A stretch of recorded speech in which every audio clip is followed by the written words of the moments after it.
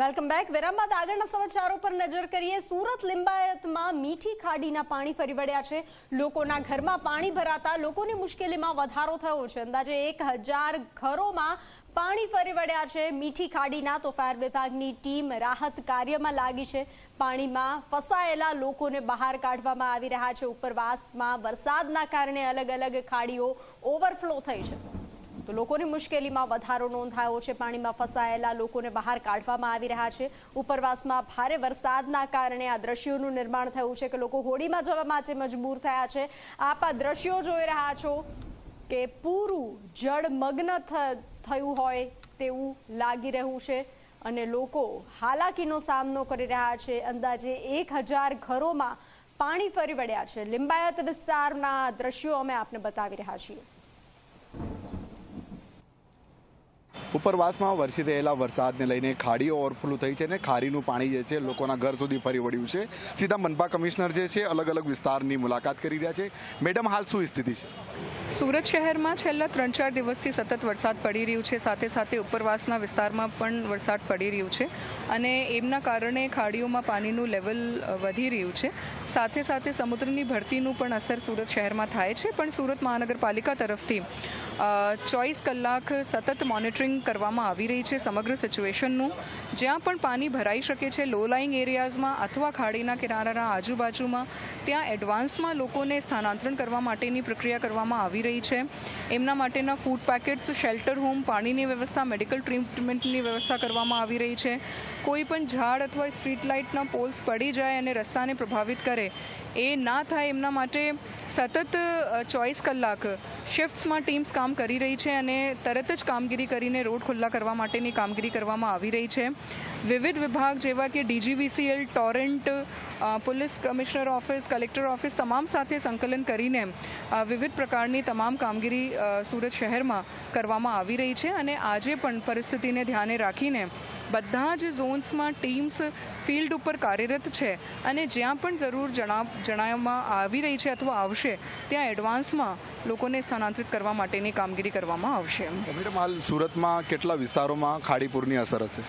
અત્યારે 183 જેટલા લોકોને શિફ્ટ કરવામાં આવ્યા છે અને એમને માટે શેલ્ટર હોમ્સ, ફૂડ પેકેટ્સ, પાણીની વ્યવસ્થા, મેડિકલ ટ્રીટમેન્ટ તમામ પ્રકારની વ્યવસ્થાઓ કરવામાં આવી છે. સાથે સાથે ખાડીના લેવલનું કન્ટિન્યુઅસ મોનિટરિંગ કરવામાં આવી રહ્યું છે. એટલે એમના કારણે જે પણ ક્ષેત્ર પ્રભાવિત થઈ શકે ત્યાં અત્યારે ઓલરેડી ટીમ્સ ડિપ્લોયડ છે અને ત્યાં જ્યારે પણ જરૂર જણાશે આગોતરો લોકોને સ્થાનાંતરિત કરવા માટેની કાર્યવાહી કરી લેવામાં આવશે. મેડમ, દર વર્ષે લોકોને ખાડીપૂરની સ્થિતિનો સામનો કરવો પડે છે. એનું નિવારણ ક્યારે આવશે? ખાડીપૂરનું એક લાંબા ગાળાનું આયોજન છે. આ જો નેચરલ પ્રવાહ છે સુરત શહેરમાં જો વરસાદ થાય એમના માટે, વિવિધ વિસ્તારોમાંથી જો પાણી નીકળે છે એમના માટે અને ઉપરવાસના વિસ્તારો માટે અત્યારે ઓલરેડી સુરત કોર્પોરેશન દ્વારા ખાડીપૂરના લાંબા ગાળાના આયોજનો કરવામાં આવ્યા છે અને એમના પ્રકારની કામગીરી પણ ચાલુ કરવામાં આવી છે. એટલે આ બાબતે સુરત મહાનગરપાલિકા ચોક્કસ લાંબા ગાળાના આયોજન પ્રમાણે કાર્યવાહી કરી રહી છે. હાલ તમે મીઠી ખાડી પહોંચ્યા છો, શું સ્થિતિ જોવા મળી? કેટલા લોકોનું સ્થળાંતર કરવામાં આવ્યું? અત્યારે મીઠી ખાડીમાં જો લેવલ છે એ વધી રહ્યું છે એટલે અહીંયા અમે ઓબ્ઝર્વેશન કરવા માટે આવ્યા છે અને ઝોનની જો તમામ ટીમ્સ છે છેલ્લા 3 દિવસથી અને રાત્રે પણ અહીંયા મીઠી ખાડીના આજુબાજુના એરિયાઝમાં સતત નિરીક્ષણ કરી રહી છે. સતત ટીમ્સ હાજર છે એટલે જ્યાં પણ જરૂરત જણાઈ રહી છે ત્યાંથી સ્થાનાંતરણ કરવામાં આવી રહ્યું છે. અહીંયા લોકલ લોકોનું પણ સંપર્ક કરવામાં આવ્યું છે, આગેવાનોનું પણ સંપર્ક કરવામાં આવ્યું છે અને એમના થકી પણ અપીલ કરવામાં આવી રહી છે કે મહાનગરપાલિકાના તંત્રને સહકાર આપીને અને એડવાન્સમાં સ્થાનાંતરિત કરવા માટે લોકો સહયોગ આપે. એટલે બધા આગેવાનો, પદાધિકારીશ્રીઓ, અધિકારીશ્રીઓ બધા મળીને આ વિસ્તારમાં કામગીરી કરી રહ્યા છે. બિલકુલ, આ હતા શાલિની અગ્રવાલ, જે મહાનગરપાલિકાના કમિશનર અલગ અલગ વિસ્તારનું નિરીક્ષણ કરી રહ્યા છે. દ્રશ્યમાં જોઈ શકાય છે કે શહેરની વિવિધ ખાડીઓ જે છે આ રીતના બંને કાંઠે વહેતી થઈ છે અને ભયજનક સપાટીએ ખાડીનું લેવલ વધતા ખાડીનું પાણી સીધા લોકોના ઘરોમાં ફરી વળી રહ્યું છે. મીઠી ખાડીની જો વાત કરવામાં આવે, લગભગ 1000થી વધુ જે પરિવારને જે છે ખાડીપૂરની અસર જોવા મળી રહી છે. લોકો જે છે પોતે સ્થળાંતર થઈ રહ્યા છે અને ક્યાંક જે લોકો પાણીમાં ફસાઈ ગયા હોય ફાયરના જવાનો દ્વારા તેમનું રેસ્ક્યુ કરીને તેમને શેલ્ટર હોમ હોય કે ત્યાં વિવિધ શાળાઓમાં તેમનું સ્થળાંતર કરવામાં આવી રહ્યું છે. પ્રશાંત ડિવરે, જે મીડિયા, સુરત. છેલ્લા 4 દિવસથી જે રીતના સુરત સહિત દક્ષિણ ગુજરાતમાં વરસાદ વરસી રહ્યો છે અને ઉપરવાસના વરસાદના કારણે ખાડી ઓવરફુલ થઈ છે અને ખાડીનું પાણી જે છે આ રીતના વિસ્તારોમાં ભરાઈ જતા જે રીતના સમગ્ર વિસ્તારની અંદર જે છે લોકોને ભારે હાલાકી પડી રહી છે. લગભગ 1000થી વધુ પરિવારો જે છે તે લોકોને હાલ ભારે હાલાકી પડી છે. ડેપ્યુટી મ્યુનિસિપલ કમિશનર બી અહીં આવી પહોંચ્યા છે. સર, હાલ શું સ્થિતિ જોવા મળી રહી છે? હાલ અત્યારે આપ જોઈ શકો છો ખાડીનું જે લેવલ વધ્યું છે અને ઉપરવાસમાં જે પણ વરસાદ અત્યારે પડી રહ્યો છે જેને કારણે લેવલ સતત આનાથી પણ વધવાની શક્યતા છે. ખાડીનું જે ભયજનક લેવલ છે 9.50 મીટર છે, જેની સામે અત્યારે 8.90 મીટર જેટલું અત્યારે વહી રહ્યું છે. તકેદારીના ભાગરૂપે અત્યારે લો લાઇંગ એરિયામાં જ્યાં મીઠી ખાડીનો પોકેટ તમે જોઈ રહ્યા છો, જ્યાં જેટલા પણ અત્યારે રીસો રહે છે એને ખાલી કરવા માટેની અત્યારે અમે છેલ્લા 2 દિવસથી પ્રયાસ સતત કરીએ છીએ અને જેટલા પણ રિલીફ સેન્ટર નજીકમાં અત્યારે ઉપસ્થિત કર્યા છે જેમાં એ લોકોને રહેવાની, જમવા માટેની, ફૂડ પેકેટની વ્યવસ્થા અને બધી સુવિધાઓ સાથે અમે તૈયારી કરી છે.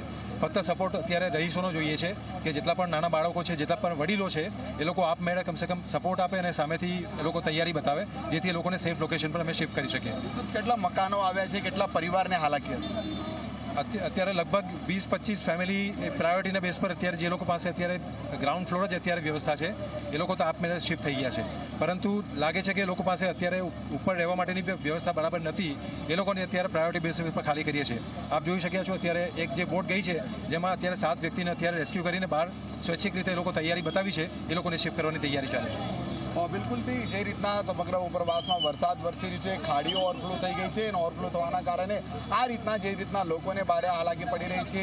લગભગ 1000થી જેટલા વધુ મકાનો આવેલા છે અને વધુ જે રીતના લોકો જે છે પોતે ગ્રાઉન્ડ ફ્લોર પર રહી રહ્યા છે અને નીચેના જે મકાનમાં જે છે સમગ્ર રીતે પાણી ભરાઈ ગયા છે. તમે દુકાનો જોઈ શકો છો કે દુકાનોમાં બી પાણી પોચું વળી રહ્યું છે. ખાડીનું હાલ તો તંત્ર દ્વારા જે છે ખડેપગે કામગીરી કરવામાં આવી રહી છે, જે રીતના રેસ્ક્યુ કરીને લોકોને બહાર કાઢવામાં આવી રહ્યા છે. પ્રશાંત દિવરેજી, મીડિયા, સુરત.